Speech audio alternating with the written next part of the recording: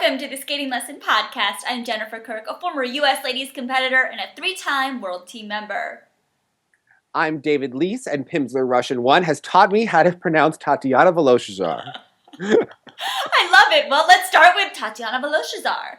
What did you think about them? The fashions, the wonderful, good edges, good skating. That's what my coach was saying to me yesterday morning. But I thought they were just fantastic. Some of the best pair skating we have ever seen. I'd like to see a little more emotion from them, but their overall quality is. You watch them, and it was their year. And, we talked about how Ashley Wagner didn't step through the open door. This was their year, and they brought it. And I think that I love to watch them because Maxim Trankov is a bit of a diva. Oh, he was so upset that he fell at the end of that program. He would have no celebration because he tripped skating forward. First of all, love that it happened. Love that it happened I just love watching them. You know what? I don't have to deal with them on a daily basis, so I can just sit back and enjoy. And I think that the quality of what they did was so outrageously pristine and wonderful. And I love Max. He was, upset about that, and then a minute later after the victory, he's already talking about how they're going to win the Olympics. I think they are going to win the Olympics, yeah. I think that the tide has turned. I think that, age plays a big thing on when your body is at its peak, and their peak is now. And I think that they were phenomenal. It was like a clinic in pair skating, everything that you want to see, edges. The programs could have been a little bit better. He could have not had the Hitler mustache and the short. And the groping. That was a little bit NC-17 at the beginning of that program. Very happy for them off the ice. They look to be really enjoying each other. So I think that... and on the ice. Yes, so I think it was great. I mean, the throws, everything. I mean, it was just their side by sides just in that free program. I thought the triple sows in the short was a little suspect, but free program, the door was so wide open, and they said, all right, we're the champions. We're going to come in. This is our moment, and it was wonderful to see. Silver medalists, Germans, Aliona and Robin. What did you think about their performances? Okay. I had long thought that I would not enjoy another Bolero. And, we saw with Carolina Kostner that Bolero can actually work. It can work as a singles program or it can work as a dance program with Torvill and Dean. This Bolero performance was the trashiest, tackiest thing I have ever seen. Even without the black tights? She got rid of those black tights. The music cut was terrible. The version, the thing about Aliona and Robin is that they can be really brilliant, and that they sometimes skirt a line where there's a taste level that's a little bit suspect. How about the hot pants in the short program? Right, she loves her hot pants. She loves a nice unitard bodysuit. To put it all out there. But which I kind of love about her is that he's such a great skater, but my mind goes to her. It's event television. She's a little bit intense and a little bit on the edge of a little bit of going into crazy town. And I love her. And you speak about going into crazy town. They threw the Hail Mary pass of the century when they did that throw triple axel at the end of the long program. And it was balls. That took balls, Dave Lees. All of us watching on our Latvian feeds were little shocked and a little bit of respect, or a lot of bit of respect after that jump. I mean, it was a tacky program, but they did it, and they are such great skaters. And then I thought this was interesting because PJ Kwong was very upset by the booing last year at Worlds. There was booing when they finished in second place. Canadians don't boo Dave Lees. They did. Well, they did this week. And it was, I guess, outrage over the marks. And I think that this is an interesting debate, whether or not... Okay, so Megan Duhamel and Eric Radford skated a cleaner program than the Germans did. Mm-hmm. They had a fall. The Germans have been trying to up the technical because you can tell they do not want to lose to Tatiana and Max, and they're going for those triple sows, and that is some scary shit that we are seeing in the program when they do those. Oh my good! I mean, it's just she's so amazing, but that's not her jumping. No. She doubled it. He fell. It was just whew, scary, and they've really pushed themselves, and I have so much respect. I think this was just a wash year for them. But you know what? That triple axel at the end of the program, she might have two-footed it, she did two-foot it, but I think that's the moment of the year for them. I think that salvages a really unfulfilling season for them. Well, and it gained the respect of skating fans, I would say. I'm afraid of her, and I think that her rivals I want to be her. I'm like, you go, girl. Yes, I mean... she won me over with that Pink Panther program. That was the fiercest thing I have ever seen in my life, and she was in that pink bodysuit that she loves so much, and Well, she. wouldn't you if you had that body? I would, and she. Skate naked. Aliona and Megan are two of the buffest girls I have ever seen in my life. I want to do planks with them, like, oh, girl, and you know what? Like, I loved it. And I think, okay, Aliona and Robin, if we're talking about skating skills, I do think that they have better skating skills than the Canadians because it is a pair. And Megan and Eric, in our interview with them, Megan said that they were trying to work on skating skills. And I don't think that resolves itself in 6 weeks. So between, 4 continents or the nationals. So I think, looking at it, I do think that they have better skating skills. My coach is Russian, so she's, she doesn't like Megan's crossovers, and that's, fine. I think I have so much respect for Megan because what she's doing technically, balls again. But I think, the Germans were second. Who do you think was better? Oh, hands down, the Canadians. I thought both portions of the competition. What I love the most about their short program is, well, first of all, they both do true triplets, and it's hard enough to find a female skater and a male skater that can do a let's on the right edge, let alone pair skaters. So I thought that was wonderful. What I loved about their short program too is that they were having fun. There was that abandon, yet they kept the focus. I kept thinking during their footwork sequence, are they going to fall? Like, are they going to make some trip? But this was their moment, and they really rose to it. The long program, again, really great. He had that one little error, but I think overall, just in terms of the two performances, they were the silver medalists in my mind. What did you think? I understand why the Germans were put ahead, but to me, I thought that the Canadians were better this week. I think it's, reputation and skating skills and everything, but I hated the Germans program. So I think that if it was so close between the teams, little things make a difference. But then to throw triple axel at the end, it's so impressive. But one element should not win a championship or lose a championship. No. How about?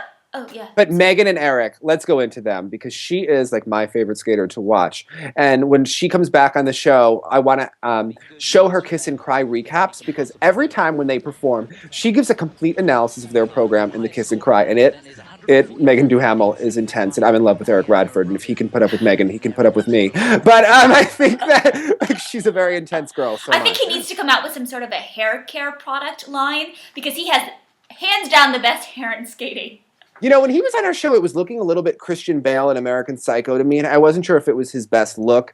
I like him better with the shorter hair. Then he was like matching her bangs in the long. I was going to say they both had the bangs going on in the long. Good pairs. Loved it. Good Loved unison. it.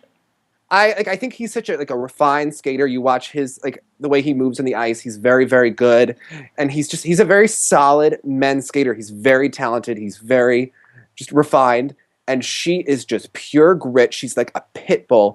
And she was landing and pumping her fist in the short program. That was such a moment. Her Tara Lipinski reaction to it. I live for it. I love it. I love the passion. I love it. And I think I have so much respect for them doing those side-by-side triple lutzes. That's just ridiculous. And I think that they're just so much fun to watch. And I do think that they were probably deserving of the silver medal this week. So. I agree. Well, Canadian skaters in general really bringing it this week, at least in the pair event.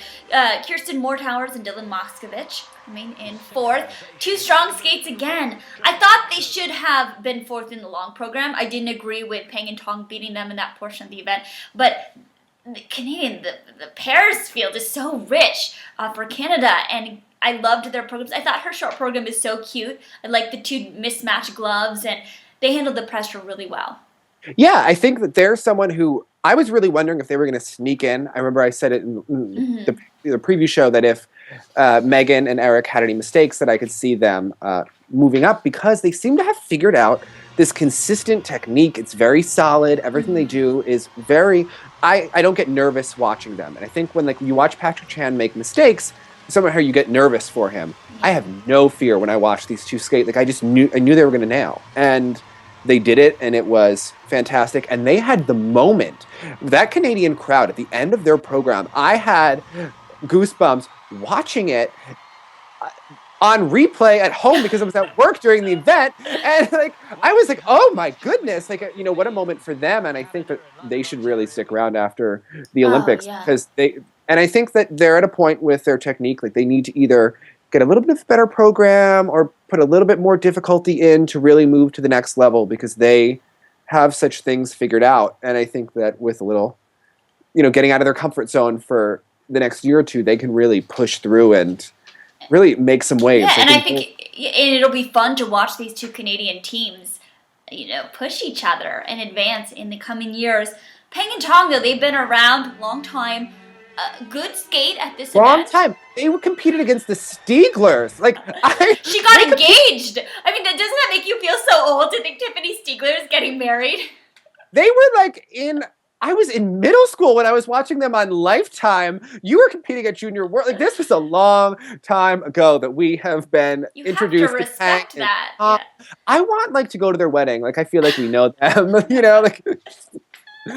But I just, I don't think that they were at their peak. Again, I think it's a little bit of a Takahashi thing where I think their bodies are finally breaking down. They've been doing these throws and lifts so long. I mean, I couldn't believe that they continued, but I thought maybe the Chinese program incentivized them, didn't want to lose, their top two pairs, the Olympic champions and the world champions the same year to retirement. So, they've stuck around, and I can't believe that they're still doing what they're doing, and they're doing a very good job, but to me, they're not on the upswing. And I don't feel that Yugo Kawaguchi and Alexander Smirnov are either, and they're kind of, it's hard to watch people fall when you see them have a lot of talent, and for Kawaguchi and Smirnov, they never really broke through as much, and it's just... their long program was great, to the point where I think stamina has always been an issue for them. It's one thing or the next, and there's always some sort of, weird thing that happens during their program. And her shoulder might pop out at any moment. Or he may chuck her into the first 10 rows of the audience, which we almost saw happen here.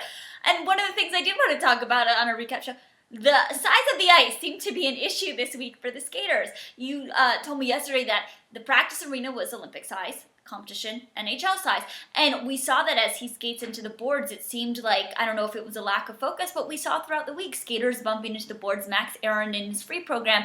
So do you think it was what do you think? Because as a skater, well, Elena Leonova was very mad about it, and she was very Russian and complained about it, and I loved it.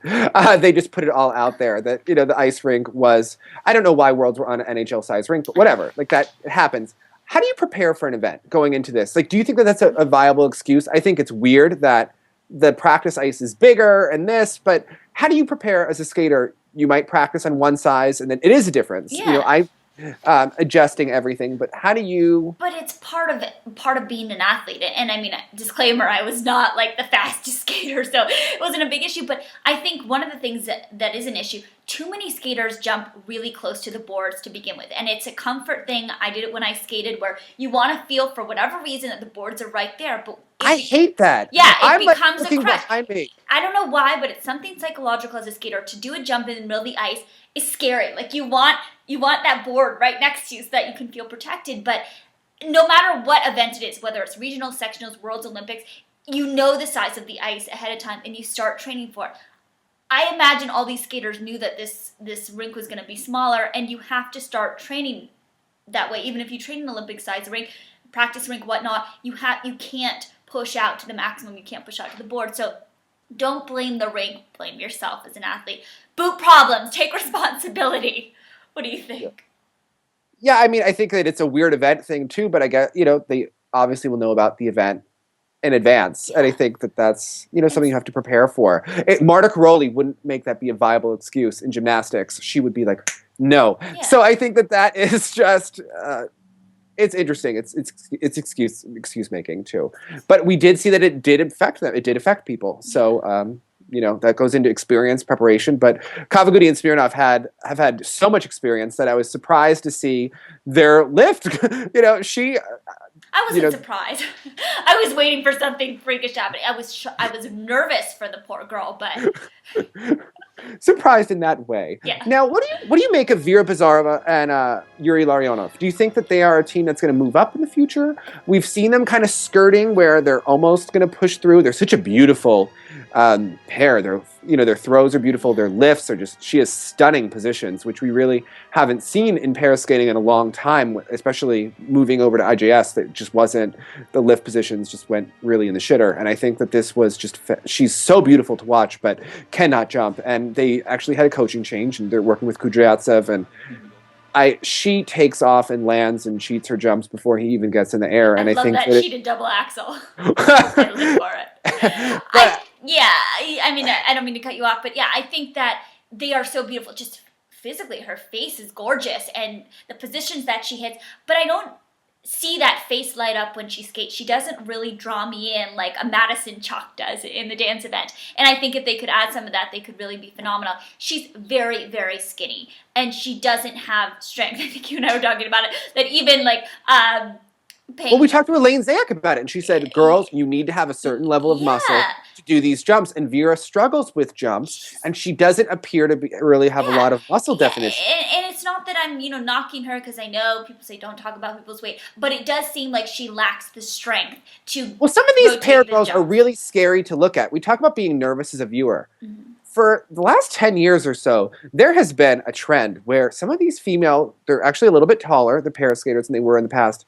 But they make up for it because they look extremely, extremely thin. And I think as a viewer, I get nervous because these girls are being chucked again, across a room to land. And you immediately think about the Chinese pair teams. And it has been publicly discussed after 2002 that they don't let these women eat as much as probably they need to or they want to. And I think it is something that we have to have that conversation. That I've been at events or when I toured with Peng, she hoarded food. It was that on the bus, just needing the bread and carbs. And I thought, of course she does. Her body is extremely skinny.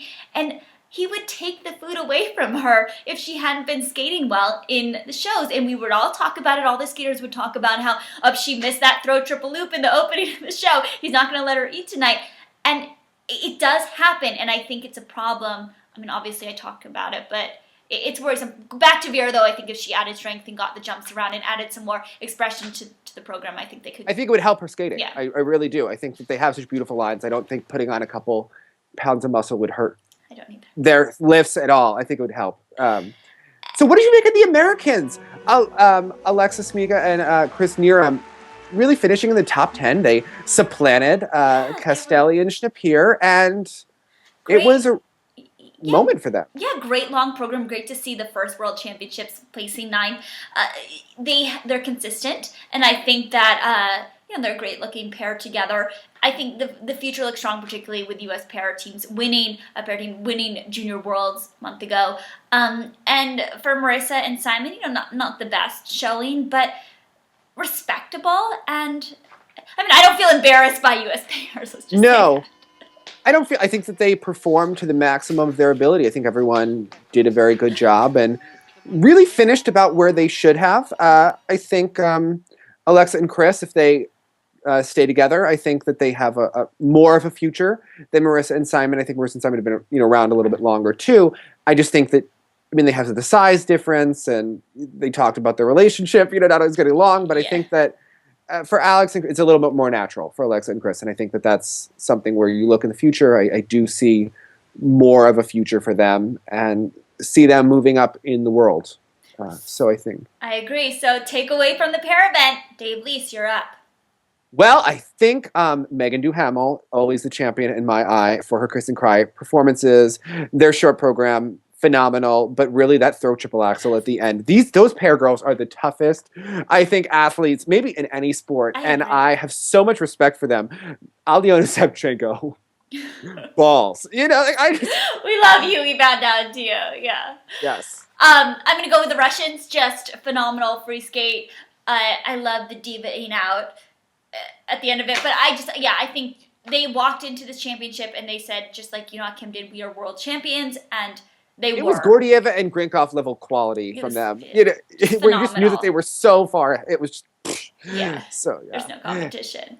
Well, again, let us know what you guys think, and we thank you for tuning in. We thank Kevin Kwasniewski for our graphics. I forgot to thank him in the ladies' show. Maybe I will have to send him a thank you note, which I did last week just randomly because I'm one of those weird people who sends thank you notes in 2013. Anyway, I am rambling, so thank you so much, and leave us a comment if you want. Dave's face. He's like, what happened to Jen? I'm having a moment. And as always, we'd like to remind you to rock your Alyona Shevchenko bodysuit and look sexy. Bye, guys. I just started rambling.